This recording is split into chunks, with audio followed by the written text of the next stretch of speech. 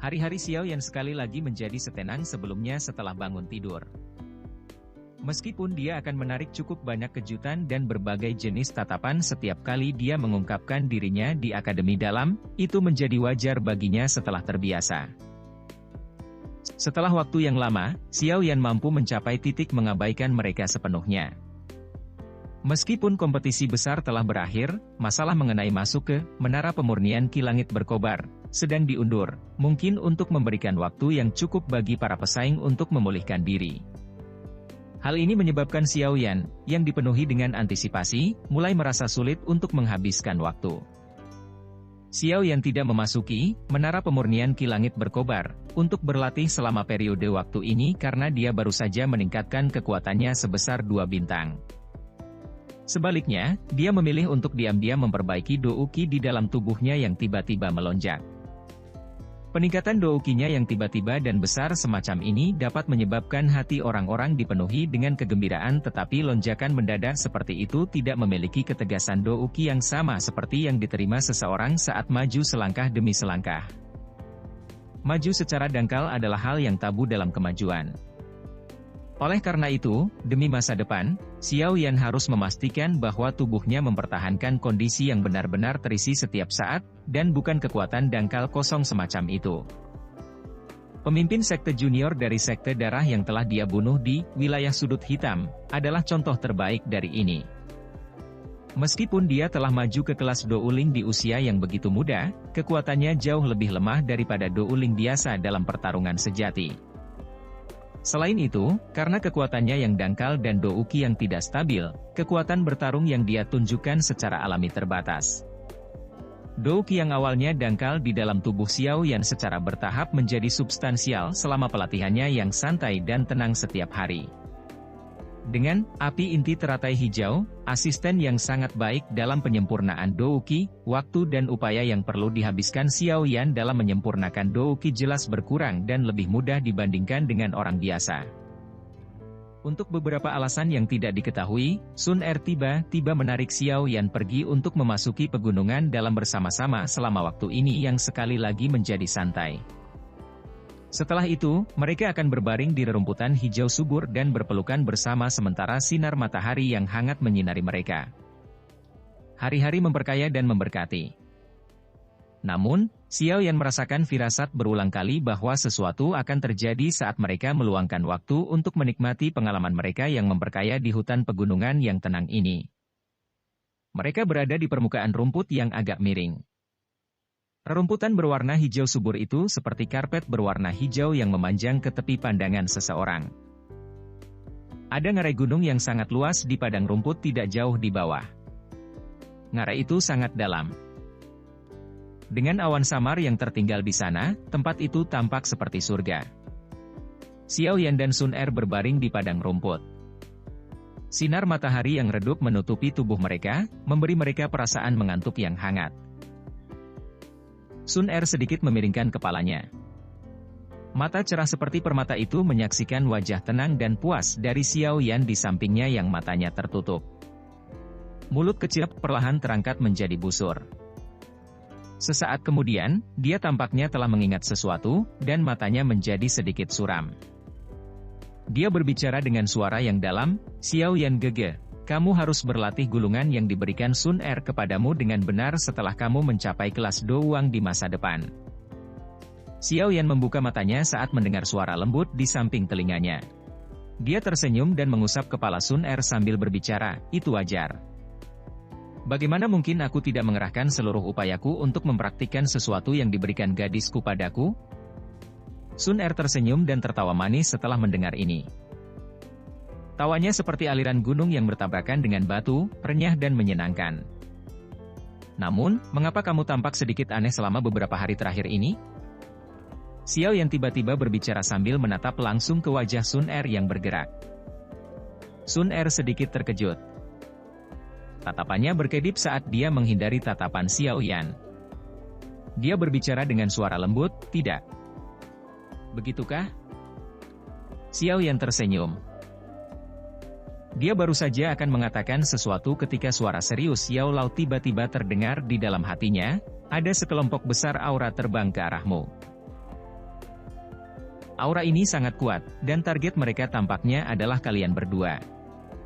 Xiao Yan kaget saat mendengar kata-kata Yao Lao. Ekspresinya segera berubah. Tanpa punya waktu untuk memikirkan mengapa sekelompok besar aura asing yang sangat kuat muncul di dalam akademi dalam, Xiao Yan berdiri dan menarik Sun Er, bersiap untuk meninggalkan tempat ini. Yang terakhir tampaknya samar-samar merasakan sesuatu ketika Xiao Yan menariknya ke atas. Wajah cantiknya segera berubah saat dia buru-buru mendorong Xiao Yan ke dalam hutan. Mulutnya dengan cemas berbicara, "Xiao Yan Gege, cepat pergi dan bersembunyi. Jangan keluar apapun yang terjadi." "Apa itu? Apakah orang-orang itu mengejarmu?"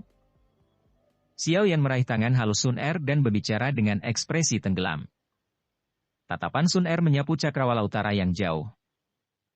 Dia merasakan aura yang dengan cepat mengalir deras, dan tangannya yang halus buru-buru menekan tubuh Xiao Yan.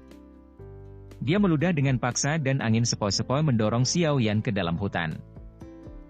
Pada saat yang sama, dia menginstruksikan, "Xiao Yan Gege, tekan auramu dan jangan biarkan mereka menemukanmu."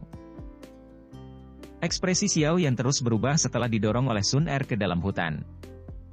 Dia tidak mengerti mengapa Sun Er tiba-tiba menjadi cemas ini. "Siapa saja orang-orang ini?"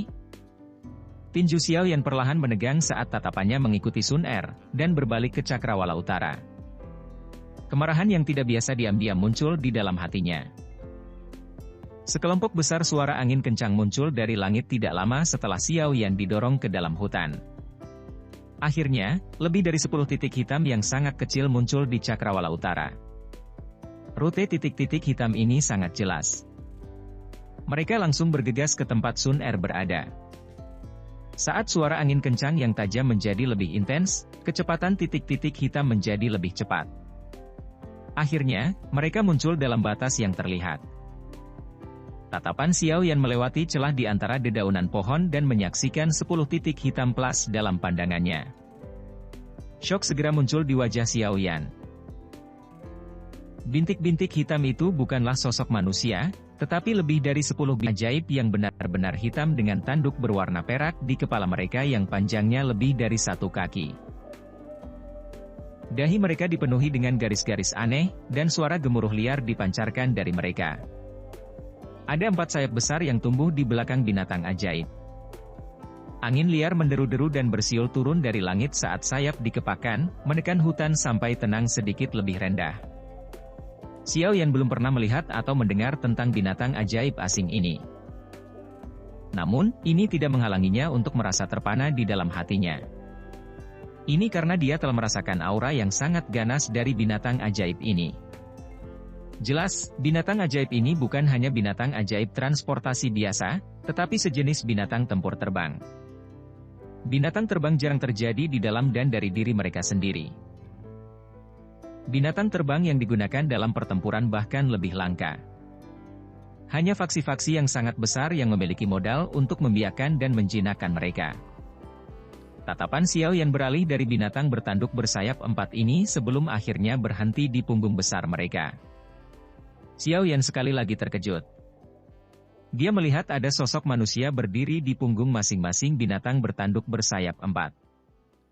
Orang-orang ini mengenakan jubah ungu hitam di tubuh mereka dan menunjukkan wajah tanpa ekspresi. Saat tatapan mereka sedikit bergeser, mereka tampak seperti cahaya pisau tajam yang menyebabkan seseorang merasakan hawa dingin di atas tubuhnya. Xiao Yan agak terkejut menyadari bahwa aura dari ke-10 sosok manusia ini seperti danau yang dalam di mana orang tidak dapat melihat dasarnya. Situasi seperti ini adalah sesuatu yang hanya bisa dirasakan Xiao Yan dari para tetua di Akademi Dalam. 10 binatang bertanduk bersayap 4 yang sangat besar mengepakkan sayapnya sebelum akhirnya berhenti di ngarai gunung. Banyak tatapan menyapu ke arah wanita muda berpakaian hijau yang berdiri di rerumputan. "Haha, Sun Er. Aku akhirnya menemukanmu." Binatang bertanduk bersayap 4 terkemuka turun perlahan. Di atasnya ada seorang pria yang berbicara sambil tertawa kepada Sun Er. Pria ini tidak dianggap sangat tua. Dari penampilannya, dia tampak sekitar 24 hingga 25. Penampilannya sangat tampan dan santai dan bisa dibandingkan dengan Lin Xiuya. Jubah ungu hitam di tubuhnya menyebabkan dia memiliki aura stabil tambahan dibandingkan dengan Lin Xiuya. Yang terpenting, pria ini sepertinya adalah pemimpin kelompok ini. Ini karena posisi 9 orang lainnya berdiri jelas di belakangnya. Detail kecil dan tidak penting seperti itu adalah yang terbaik dalam mengungkapkan perbedaan status. Saya adalah wakil komandan baru tentara terendam hitam, Ling Quan. Aku telah diperintahkan oleh pemimpin klan untuk membawa Sun Er kembali. Pria yang menyebut dirinya Ling Quan berdiri di atas binatang bertanduk bersayap 4 saat dia menangkupkan tangannya ke arah Sun Er, dan berbicara dengan hormat kepada Sun Er. Saya telah mengatakan bahwa saya akan kembali sendiri. Mengapa kalian semua harus bergegas dari jarak yang begitu jauh? Kedatangan Ling Quan yang tiba-tiba dan yang lainnya menyebabkan ekspresi Sun Er menjadi dingin. Karena itu, kata-katanya juga mengandung rasa dingin saat dia berbicara. Kepala klan telah memberikan instruksi karena itu kita hanya bisa mematuhinya. Ling Quan tersenyum tipis. Dia baru saja akan mengatakan sesuatu ketika matanya tiba-tiba mengeras. Tatapannya langsung terlempar ke arah hutan saat dia berbicara dengan suara yang dalam, siapa yang menguping? Kata-kata Ling Quan baru saja terdengar ketika ekspresi 9 sosok manusia yang diam-diam berdiri di punggung binatang bertanduk bersayap 4 itu langsung berubah menjadi dingin. Dalam sekejap, tubuh 9 sosok manusia itu melintas ke dalam hutan. Gelombang suara tabrakan rendah dan dalam segera muncul. Berhenti! Wajah cantik Sun Er berubah saat dia berteriak dengan tegas. Saat suara tegas Sun Er terdengar, sesosok manusia tiba-tiba keluar dari hutan. Akhirnya, dia mengepakkan sayapnya dan berhenti di udara sebelum akhirnya perlahan mendarat di samping Sun Er. Dia adalah Xiao Yan. Xiao, apakah Anda baik-baik saja? Wajah cantik Sun Er cemas saat melihat napas Xiao Yan yang agak terengah-engah. Bentuk kebiasaannya baru saja akan diteriakkan ketika dia menjadi berhati-hati. Segera, dia memaksa dirinya untuk menjadi tenang saat dia bertanya. Xiao Yan sedikit mengernyit karena perubahan Sun Er ini. Dia bertanya, apa yang terjadi? Setelah Xiao Yan keluar dari hutan, 9 sosok manusia juga tampak seperti satu tubuh saat mereka keluar bersama. Akhirnya, mendarat di belakang Ling Quan. Tatapan mereka seperti pisau tajam yang terkunci kuat pada Xiao Yan. Anda. Perubahan ekspresi wajah Sun Er tidak luput dari perhatian Ling Quan. Mata yang terakhir sedikit menyipit saat dia segera berbalik untuk melihat Xiao Yan yang telah muncul. Dia sedikit terkejut saat melihat wajah itu. Jarinya dengan lembut mengetuk dahinya saat dia tiba-tiba berbicara dengan setengah tersenyum, jika tebakanku benar, ini seharusnya Tuan Muda Xiao Yan yang pernah menjadi sampah klan Xiao. Saya telah melihat gambar Anda. Siapa Anda? Wajah Xiao Yan sedalam air saat dia bertanya dengan suara yang dalam. Wakil Komandan Tentara Terendam Hitam. Namun, tidak ada gunanya memberitahu Anda hal ini. Anda, atau mungkin saya harus mengatakan klan Xiao, tidak memiliki kualifikasi untuk berhubungan dengan level seperti itu. Ling Quan tersenyum saat dia menjawab. Suaranya mengandung penghinaan yang sangat lugas. Dia sudah lama mendengar berita tentang klan Xiao yang hampir dimusnahkan. Klan Xiao saat ini benar-benar menurun. Dengan cara apa mereka memiliki kebesaran yang mereka miliki saat itu? Ekspresi Xiao yang berangsur-angsur menjadi gelap, dingin setelah mendengar penghinaan yang dimiliki kata-kata Ling Quan terhadap klan Xiao. Tangannya juga perlahan meraih penguasa Xuan berat.